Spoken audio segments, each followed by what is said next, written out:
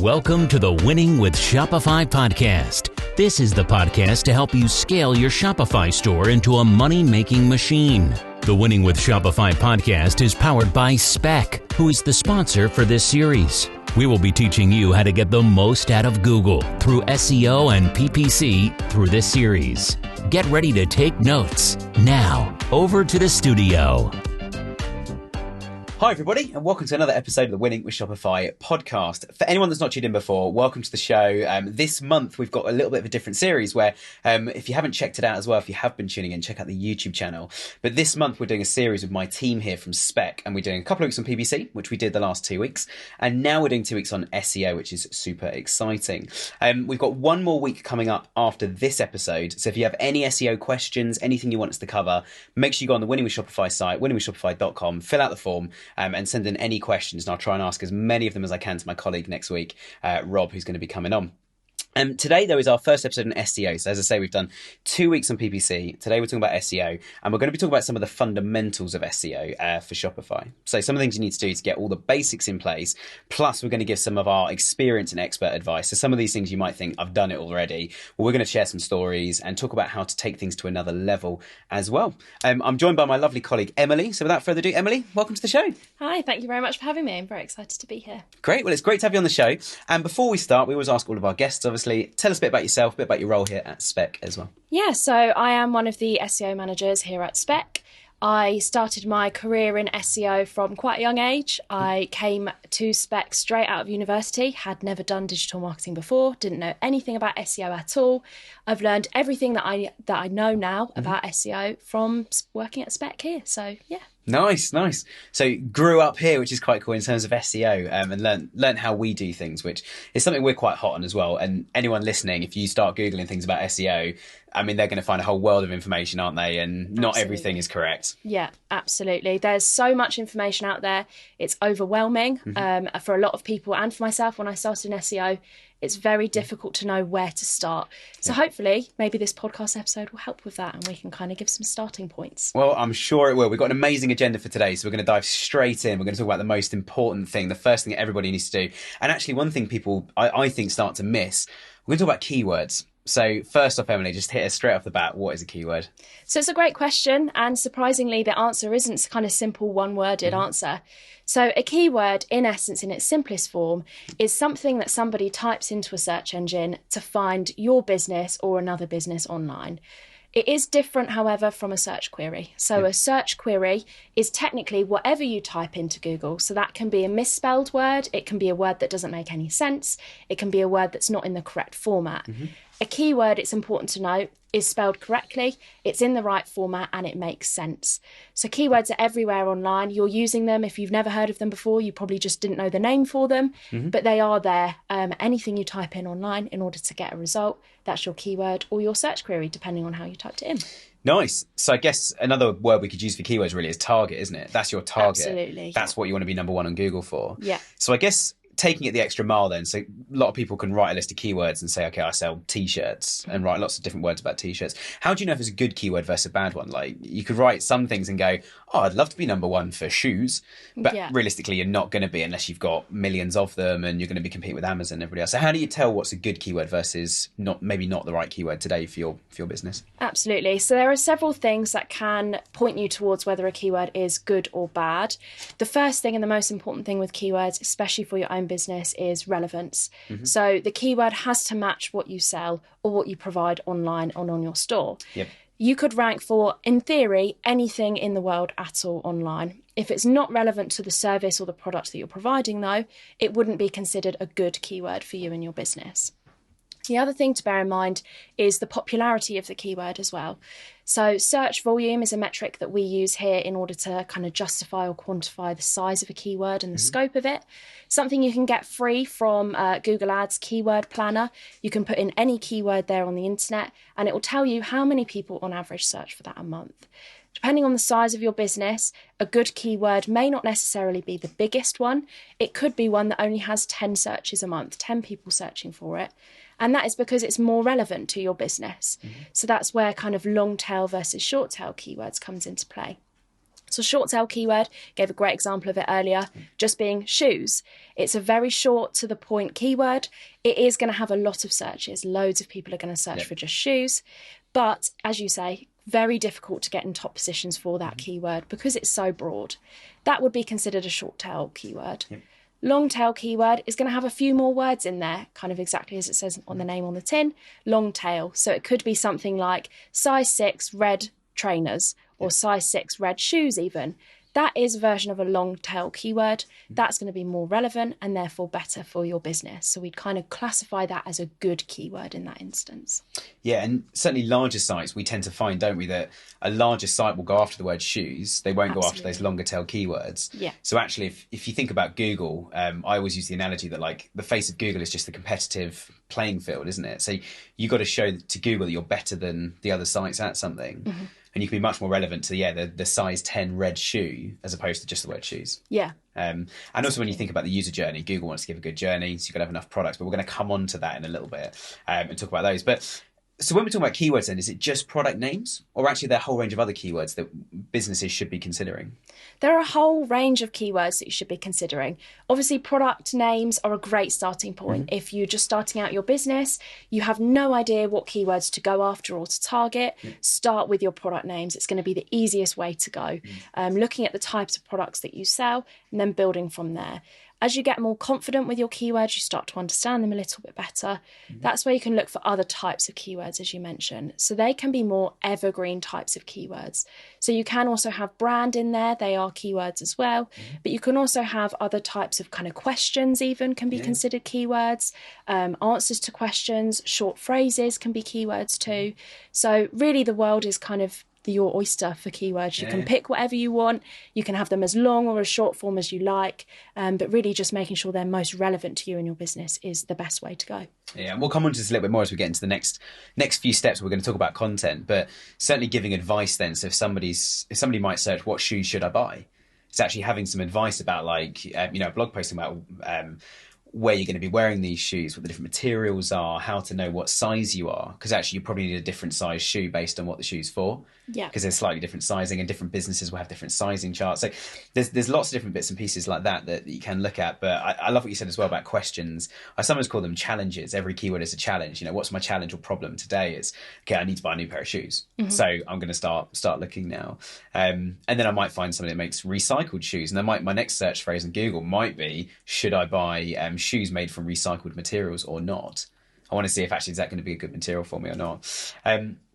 But again, let's talk about competition quickly. So we mentioned about the short tail keywords versus long tail keywords. So if say Amazon, Walmart, some of the big players globally are number one, should we just give up? Should we not go for it? Should we go for it? Or how do we decide when to go for it to actually compete on those keywords? It's a very difficult question, and I think it does depend on the size of your business. So if you are a smaller business, and obviously there's big Goliaths that are on the first position for a lot of kind of short tail keywords, it can seem very overwhelming and very daunting when you look at that. You can feel a bit disheartened by that, but you absolutely shouldn't be.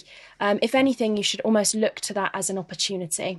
There are a lot of things that these big brands do. They'll often have in-house SEO or marketing experts that they're doing on their website that you can learn from. So you can go onto the pages that they're ranking for on Google in the top position, see what they're writing about, what products do they have, how are they writing about them. You can apply those learnings to your own website as well. Yeah. You might not be able to topple them from position 1 just because they have so much dominance in that space, but you can definitely start competing perhaps on that first page for the same keyword. And if not, you can always look to the more long tail keywords, so the more specific ones, mirroring their styles, perhaps the types of things that they use on their page, applying that to your own site and then tweaking it so that it's relevant to you as well. I love that. And I certainly think over the years, a lot of brands we've worked with, they don't look at competitors' actual landing pages enough. Yeah. They almost get stuck in this little vacuum of like, what are we doing and how can we change what we're doing? Which is great, but one of the easiest things to do is to go, right, they're number one. So, and we'll come on to a lot of these other things we go through, but how many links have they got? How many pages of content? How many times they mention this word? How big is their site overall? And what do customers say about their site? And go, right, we're going to get better reviews. We're going to get better people talking about it. We want all of our customers linking to us, sharing it on social media. And again, we'll come on to that in a minute, but I love the way you say, don't be disheartened by the Goliath, because I think that there is a real opportunity to bite into that. But I guess another question, we've mentioned top position loads of times. is that the only thing? Is it like second gets nothing, or actually is first page enough? Is first 5 pages enough? Where do we need to be aiming? Yeah, so obviously first position is always the goal. It's the golden ticket, as it were, in the SEO world. If you're in first position, you're guaranteed to get traffic. Yep. That's not to say that traffic doesn't go to other places. We all use the internet. We all browse Google, Bing, and other kind of website providers. That doesn't mean to say that we don't click on websites not in position 1. Traffic does go to all the websites in page 1, essentially. Yep. It does decrease quite dramatically, though, from position 1 in terms of traffic. So that is where we want to be, position 1. However, being on the first page is a great place to be. Even being on the second page, sometimes you can find you get traffic there. So it's not the be all and end all, and you definitely won't wake up overnight and find yourself on page 1 after having not put any work in. Yep. It will take time. You'll see your rankings grow slowly and steadily. You might start off not being ranked for a term, and then you go up to 3rd page, 4th page, things like that, and you'll grow steadily. But in essence, you want to be in position 1 where you can be, but you will get traffic being in other positions, especially on that first page. Yeah, absolutely. And excuse me, certainly when we look at search volumes, as you mentioned earlier, so how many people per month are typing in that word or phrase, it's normally around kind of 30 to 40% we see of people actually click on that first listing. Yeah. And I haven't got the numbers to hand, but second, you're looking at pretty much half that, aren't you? Yeah. But still in 10th, you're looking at 5 to 10%. So if you start ranking for a keyword that's got 5,000 searches a month, even in 10th position, you could be looking at 500 clicks a month, which for a lot of people starting out, 500 clicks a month are people that have, and also, which we've not mentioned yet, super high intent. Yeah. They've typed in, I want this, I'm looking for this right now on Google. Therefore, they're in a position almost to buy, or they're at least interested in looking at it. So you're not convincing them to be interested. They've done that bit. They've got that, which you call intent. So we've got our list of keywords then. So say we've got 100, 200 phrases, words or phrases that we're going to look at. How do we get there? What's the first thing we should start looking at on our Shopify store to actually get up the rankings and start moving forward? Absolutely. So the first thing to start looking at, and probably the quickest win that you're going to find on your Shopify site, is your content. Mm-hmm. So your content can sit across your website. Predominantly, though, for SEO, we want to optimize our collection pages first. They are the biggest priority. It's the best user journey to go from Google onto a collection page. Your products are not evergreen. They will go in and out of stock. You'll change your product offering as well. So you want to get people on your collection pages. So if I were to recommend where to start with your content, it would be there. Mm-hmm. So that's looking at things like having collection descriptions on your page, making sure you've got a good word count, but it's not too wordy. Mm-hmm. So you're not writing content for content's sake. You're writing it for your users and your kind of customers predominantly. So that's a great place to start. Also looking at the content that's visible on Google too. Mm. So you'll have a title tag and meta description on your website. That is a great place to include your keywords in as well, because that's the first place that users and potential new customers will see you, is on the search results. So getting your keyword in there, and as I say, on the actual page itself, using headers, so you can have multiple headers on a page.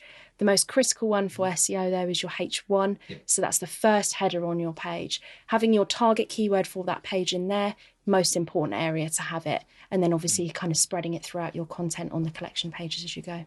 Yeah, absolutely. And I guess really, really important question. If you don't mention the keyword you want to rank for on a page, is it going to rank? Probably not. Probably, but not definitely not. But not definitely not. I have seen weirder things happen. Yep.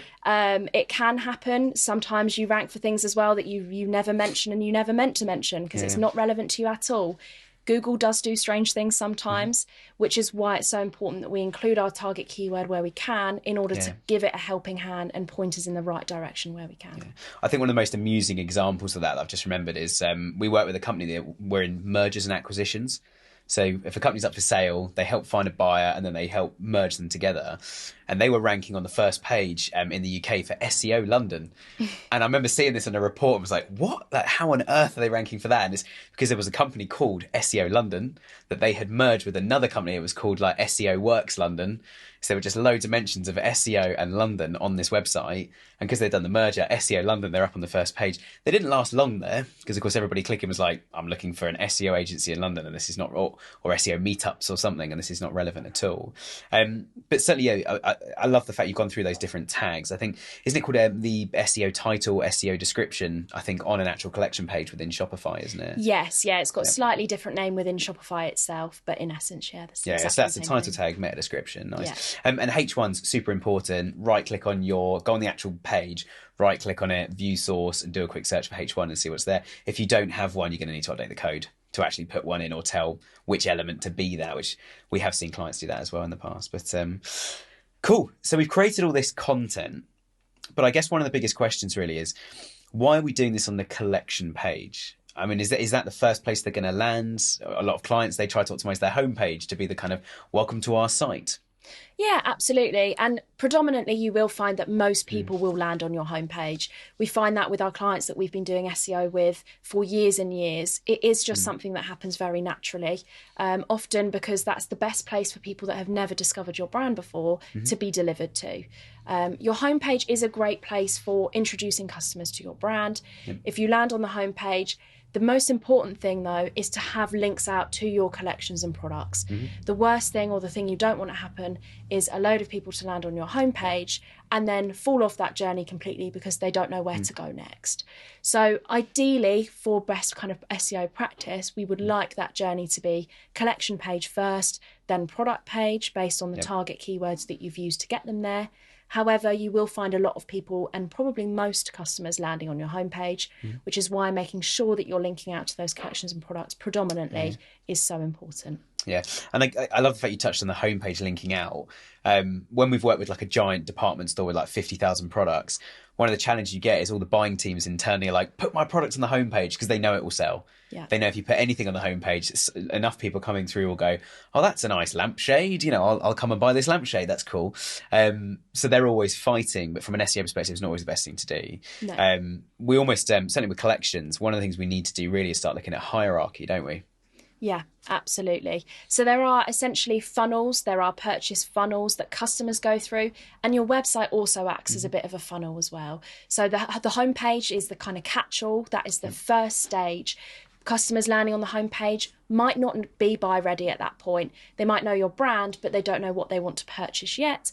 Or they might have never encountered your brand before, and this is their very first interaction that they're having with your store.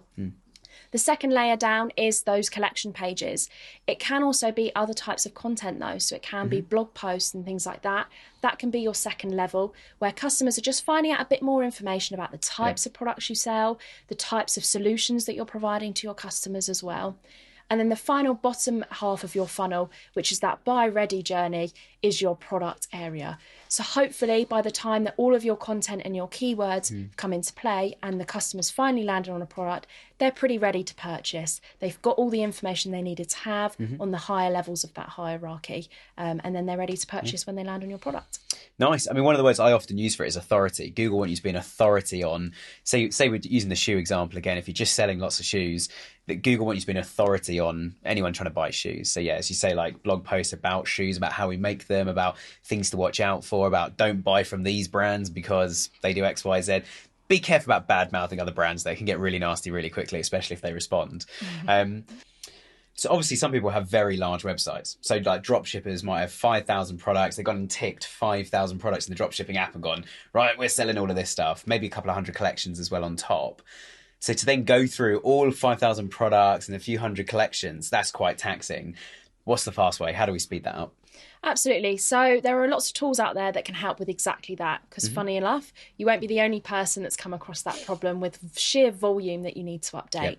So there are tools that we can use in order to scrape all of the information that you've got currently. So all of your existing title tags and meta descriptions. So we often use a tool called Screaming Frog. It's a very popular one out there. A lot of people do use it. So that's a great way of collating all of the evidence that you've got on your website at the moment. We then work kind of off the website. So we'll use a spreadsheet. So we start off by kind of putting our crawls into a spreadsheet, and then we start filling it in there. So what we want to appear, we'll write it in a spreadsheet first. We can often use formulas as well to help. So things like products, we can use a formula that means every single title tag on a product will follow the same format, which means you've got consistency as well, which is really great. You can then use apps to import it as well, especially on Shopify. You've got things like Matrixify, which is really great for importing en masse your SEO titles and SEO descriptions, which means it's just one click and it's uploaded. Makes it even faster as well if you do use those formulas on your product names and descriptions too. Nice. And sometimes those files don't work, do they? Which is really frustrating. Spend all that time getting it ready and it won't upload. So there's always this kind of balance we have, a bit of a chicken and egg. So where you're not big enough to be able to afford like a proper web agency or a developer doing stuff all the time, but also you need someone to be able to upload this, then get the uplift, then generate the revenue. So there is always that trade-off. And it's the same with every business. There's always that next step of we can't afford it yet. We need to kind of struggle through this next stage. And as soon as we're through this next stage, then we can afford it. We can move forward from there, which is good. So having a developer on hand to be able to do those things is absolutely perfect. And we tend to, as long as the client's got a developer or web agency, we tend to send them the file. They upload it. If anything goes wrong, they can fix it. We'll leave that to them, which is cool. So we do all of this. We've updated our title tags, our meta descriptions. Everything is looking great. Do we need to do that every day? Do we never touch it again? Where's the balancing point? Yeah, absolutely. And I think you summarised it brilliantly. It is a balancing point. Yeah. So definitely, obviously, once you've done it once, that is not it finished by any means. You don't then leave them forever and consider yourself completed with it. Yep. However, it is good for you to review them. I would start with maybe every few months, just taking a look at what you've got on the site. Is it still relevant? Are the products still following the format that you'd like it to? Are there any other keywords that you might have found since you last looked at them that you'd like to start including and ranking for? A great way of doing this as well is just by seeing what it looks like visibly to users on Google. So if there's a keyword you know you're ranking for in first position, have a Google yourself and see what comes up in that title tag and meta description area. See what users are looking at before they click through to your business. And if you want, you can tweak it slightly. It is important to note as well, you are limited in your characters on those. So you can, in theory, put as many characters as you want in your SEO title and meta. However, Google won't display anything after 160 characters on your description, and I think it's 60 or 70 on your title. So ideally, you want to be in the ballpark for both of those figures. Obviously, a bit over or a bit below doesn't matter too much. We'll still display up to the limit there, but then it will cut off afterwards. Yeah. So reviewing that as well periodically to check that you've still got all of your characters in the right length too. And one thing I love is how in the SEO industry, everyone's having this argument. As you said, it's sort of 60 to 70 characters in the title tag. It's kind of based on pixels. Yeah. So some letters like an I is much thinner than a G. So I find it hilarious how people in the SEO industry are arguing what separator to put between like the page title and the website title in a title tag. And so a lot of people go for a pipe because it saves on characters, but other people find that a dash converts better in terms of someone who sees the website and then obviously comes through and clicks on it.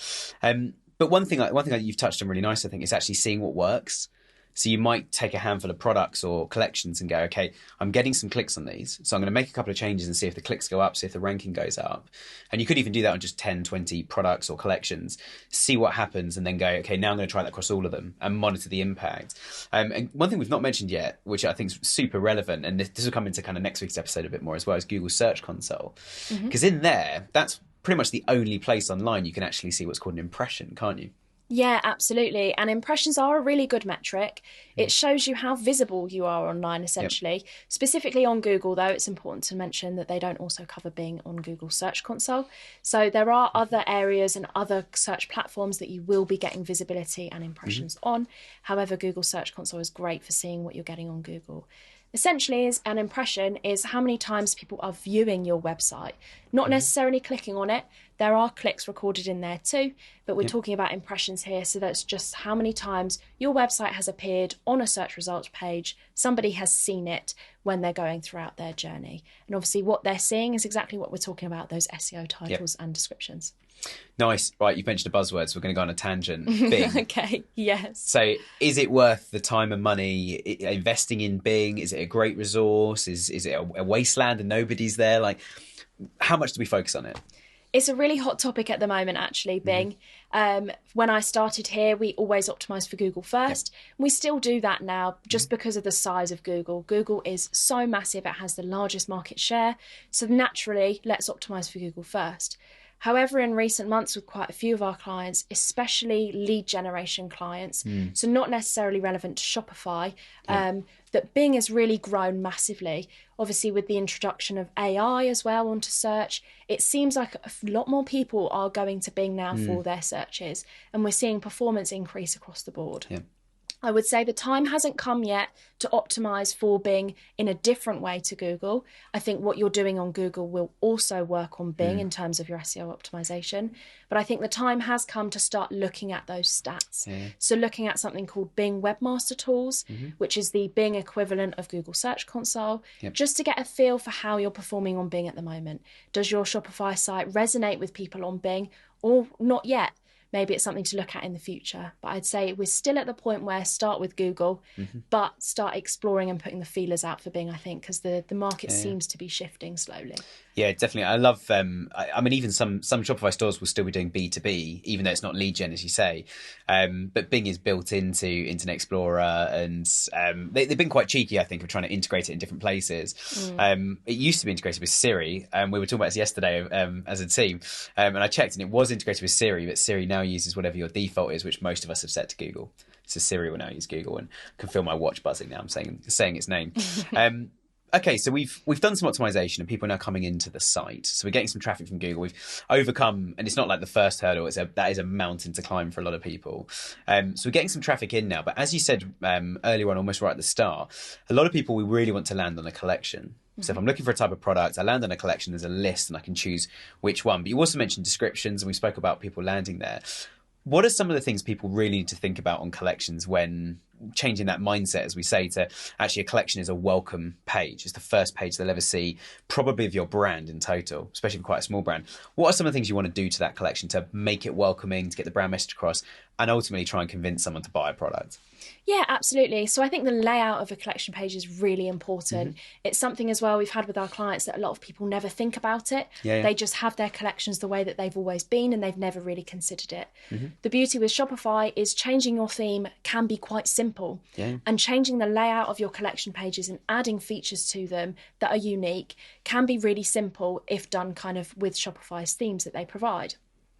But a few things that are quite important is always making sure that your products are above the fold, is what we say. So anything below the fold is a scroll away. So if you've got your mouse and you're looking at it, or even on your mobile device, if you have to scroll quite far to hit your products, that would be considered a bad journey. It's not necessarily the worst thing in the world. There will be some devoted customers who are willing to scroll for hours to find your products. Most people, we like those guys. Exactly. Most people, though, do get impatient. So where you are adding, we were talking about descriptions earlier, if you're hosting your collection description at your top of your page, make sure, especially on mobile, that it's not too long. So you can implement things like a read more, click and drop down. That can help. You can also do 2 descriptions on a page. So you can have a small intro bit at the top, so a couple of sentences, and then at the bottom, much more detail there. So it's still on the same page, but your users are getting to your products much faster. I think as well, making sure your product names on your collection pages are kind of short and snappy. They get to the point, but they include the detail as well. You don't want sort of 7, 8 words in your product names on your collection, because people probably won't read that.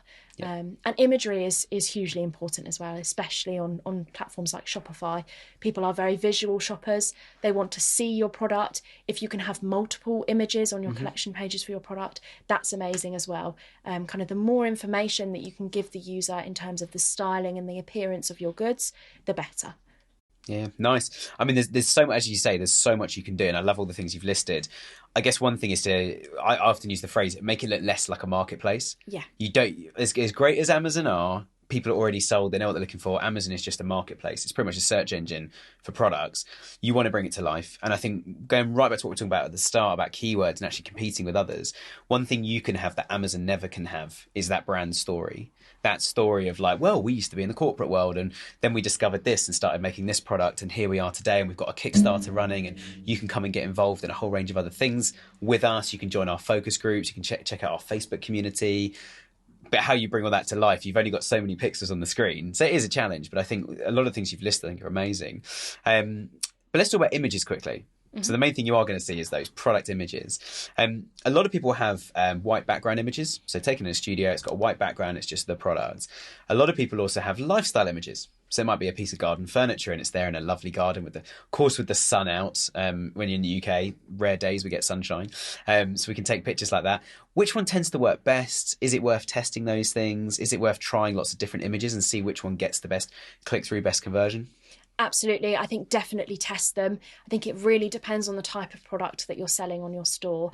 I think the lifestyle images are amazing. Personally, and this is purely a personal preference, I would go for a lifestyle image over anything else, especially if you're selling things like indoor furniture or even outdoor furniture as well.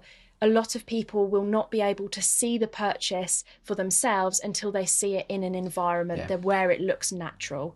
With things like shoes, however, I would say you don't necessarily have to have your shoes in the mud, for example. You can have them more clinical, kind of just highlighting the shoe itself, but also having people wearing them. So that in a way is the lifestyle equivalent for that. I think, though, a mixture.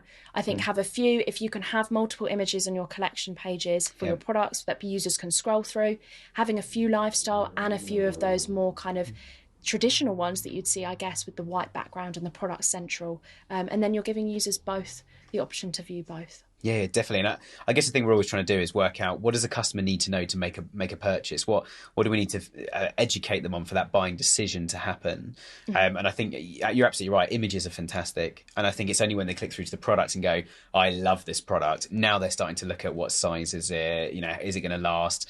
I don't really want to buy animal-made products anymore. Is it vegan? All these different criteria that people have, I think, are super important. But images as well. There's a thing on Google Images. You can click on. How do you get Google to read your images, both for your keywords, your content, but also to find products through Google Images? Because a lot of people do shop through there. Absolutely. I think it's really interesting because a lot of people buy with their eyes, but Google can't see images the way that we can. It doesn't have a pair of eyes. So if we served it up an image with no information, it won't know what it's looking at. There are a few ways that you can kind of inform Google as to what your image is containing. So the first area is your image name or your file name. So making sure that when you upload your image, you've got in the name there what it is. So what are you uploading a picture of? Is it a black table lamp or is it a pair of shoes? Having that in the file name will help Google understand it. There's also something else called alt text. So that is a bit of text that you can write, which essentially gives a description to the image. So predominantly, this is great for accessibility reasons. So users that have visual impairments that also can't see images very well will use the image alt text. That's what comes through their screen readers. So it will read that description out loud to impaired users. Also, Google uses it itself to read the images and understand what you've got. So including descriptive but not too long image alt text is a great way of getting Google and users that have visual impairment difficulties to understand the types of imagery that you're serving. Nice. And I guess another thing as well on images quickly is, as you say, we can get Google to read the images, doesn't have a pair of eyes. But also if you've just got one image for a product, like you were saying earlier, Google's not going to want to rank it, are they? Like Google wants you to be able to explore that product, understand that product to make that buying decision. Okay, so let's finish off with this topic then. So looking at the site total, the whole site, how do you tell Google like which bits to crawl and start, we call it indexing, to actually put on Google itself, and which bits of the site not to look at? Yeah, so there's something called a sitemap. There are two types of sitemap. There is a XML sitemap and a HTML sitemap. An XML sitemap, if you're on Shopify already, which you probably are if you're listening to this podcast, Shopify will generate this for you when you create your website. So they've already got it under wraps for you. So you don't need to worry about going and making one of those. But essentially, to describe what it is in a few words, is it's a file which you serve to Google, and it has within it a list of all the URLs that you want to appear on Google. Shopify will organize it really nicely for you as well. So you will have a sitemap for your products, a sitemap for your pages, a sitemap for your blog posts, and it just aids Google's understanding. It lets it read all of the URLs you've got and serve them up on Google, as you say, by being indexable. A HTML sitemap is something that you'll have to custom make. It's a bit of a kind of nice to have. We don't say you have to have these, but we do recommend that people do make them if they can and have developer support as well. Essentially, that is predominantly for the user's benefit, but Google can also see it and crawl it if something happens with your XML sitemap and it can't read it. It's got the HTML sitemap to fall back on. This often lives in the footer of your website, and if you click on one, if you ever go online and you see sitemap written in the footer, if you click on it, it is essentially a web page full of links. It is a big old list of links that are often organised into categories to make it easy for you to use. I would say if you're a big fan of browsing big Shopify sites and you don't know where to find something, have a look and see if they've got an HTML sitemap, because you might be able to find what you're looking for much faster. But that's also a good way that Google can read your site too, if something goes wrong with your XML sitemap that Shopify's generated. Yeah, and it's great that Shopify make them, but they don't always work as we want them to. And that's where something like Shopify, which is pretty much out the box, it's a system that everybody's on. It's not a one size fits all. I mean, it can be, but you might need to do some work that, for example, we have clients sometimes that have products that go out of stock. They don't want to show them, but they also want to delete them because they rank well on SEO. And we almost end up with this big like decision tree of like, you know, do we turn it off? Do we leave it on? Do we remove it from sitemap? Do we do this? But the point being is you want to make that as much of a process-driven exercise as possible. And also, once you've got your XML sitemap, it exists. How do you tell Google where it is? So that's where Google Search Console comes into play again. So Yep. Nice segue back to what we were discussing earlier. So Google Search Console, everyone will have one already. It's just whether you've gone in and claimed one yourself. So if you haven't found your Google Search Console yet, I'd suggest giving it a look, see if you can find the one for your site. But in there is a sitemaps area, and that is where you can go and paste in the URL of your sitemap, the last section of it. It's often /sitemaps/XML or something like that. And you can paste that into Google Search Console, hit enter, and then in theory, Google will start looking at it for you once you've put it in there. You can then as well, once your sitemap's been indexed, so Google's looked at it, it's serving it to users on Google, you can put individual URLs in the search bar at the top of that program as well. And it will show, it will tell you if that's on Google as well. So there might be URLs that you don't think are in your sitemap and you don't think are being served to Google, but you're not sure. That's where to go and check. So pop it in the top box of Google Search Console. If you want it to be on Google and it's not, you can hit the index this and it will then go away and look at it for you and in theory start serving that to users on Google too. Nice. And I mean, this is a great exercise in also not showing Google stuff you don't want Google wasting its time with. I know it's going to sound really bizarre, everybody, but Google gets bored. They have what's called a crawl budget. There's only a certain amount of your site they will want to look at, they will want to crawl. Which brings us into land nicely on the last thing, which relates to sitemaps, it relates to Search Console. Search Console is one, and that's SEO tools. So a lot of people will have heard of Moz or SEMrush or SE Ranking and a whole range of other SEO tools. What are your words of wisdom / caution on these tools? Like, how should people use them? Should you just do everything it says? If it says you've got 100% technical health score, are you going to be number one on Google? Great question. I think with tools, the biggest thing to say is kind of be wary of what you're buying. So a lot of tools out there can often charge a lot of money for what they do. And under the hood, they can be very similar to a lot of other tools that are out there online. There are a few core ones that a lot of people in the SEO industry go to and look to. They're kind of the favourites, as it were, out there. They're things like Ahrefs, you already mentioned a couple of them. Things like SEMrush. There's also one called Surfer SEO, which is great for content. So there are some really good ones out there that can help you with all the different elements of your website.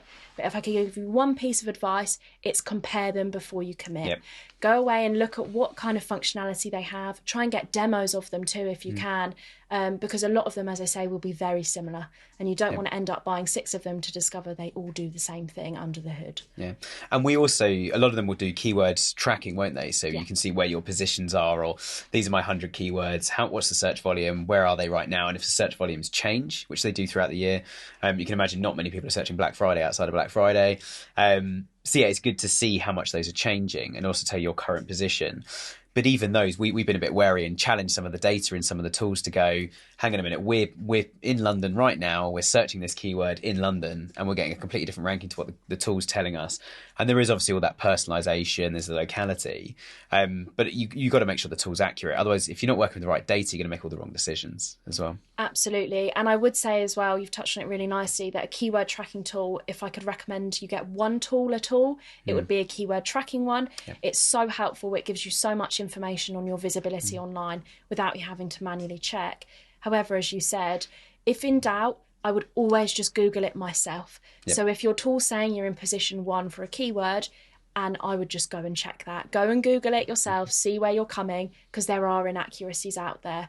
So definitely check and double check the metrics it gives you. But it is very helpful for giving you a lot of visibility on how you're performing online. And I think the final point on tools that I'm always marching around the office saying this, and people are like, oh, this tool does this. I always look at tools to speed up jobs. I'll be very wary about bringing a tool in to do SEO for you. We've had clients in the past that sort of said, well, we've had SEM Rush for 2 years now and our rankings haven't gone up. And we sort of, well, do you look at it? No, I thought it does my SEO. It's like, it doesn't.